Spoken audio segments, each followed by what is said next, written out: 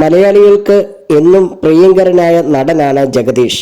ആദ്യ കാലങ്ങളിൽ ഹാസ്യ നടനായി തുടങ്ങിയെങ്കിലും പിന്നീട് നായക വേഷത്തിലും ഇപ്പോൾ ശ്രദ്ധിക്കപ്പെടുന്ന മികച്ച കഥാപാത്രങ്ങളിലൂടെ പ്രേക്ഷകരെ ഞെട്ടിച്ചുകൊണ്ടിരിക്കുന്ന നടൻ കൂടിയാണ് ജഗദീഷ്.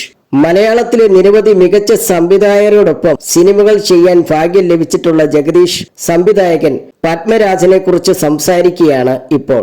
വനിതാ മാഗസിനിലൂടെയാണ് ജഗദീഷ് ഈ കാര്യങ്ങൾ വ്യക്തമാക്കിയത്. പണ്ടു താൻ ആകാശവാണിയിൽ പരിപാടികൾ ചെയ്യുമ്പോൾ പത്മരാജൻ സാർ അവിടെ ഉണ്ടായിരുന്നുവെന്ന് ജഗദീഷ് പറയുന്നു. ഇതളുകൾ എന്ന പ്രോഗ്രാം അവതരിപ്പിക്കുമ്പോൾ പത്മരാജൻ സാർ അവിടുത്തെ ന്യൂസ് റീഡർ ആണ്.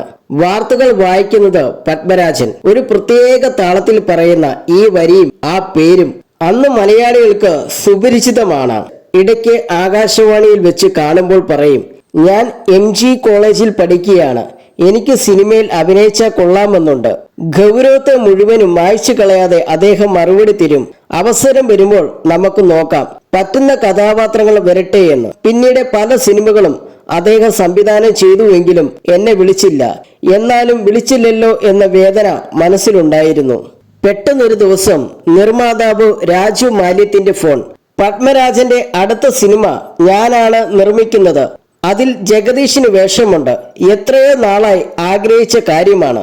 അത് തൊട്ടരികിലെത്തിയ സന്തോഷത്തിലായിരുന്നു ഞാൻ ഗന്ധർവന് ശേഷം തുടങ്ങാനായിരുന്നു പ്ലാൻ.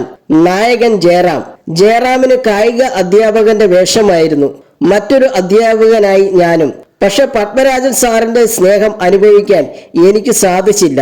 സിനിമ തുടങ്ങും മുൻപേ അദ്ദേഹം പോയി. നടക്കാതെ പോയ ആ സിനിമ ഇന്നും എന്റെ വേദനയാണ്, ജഗദീഷ് പറയുന്നു.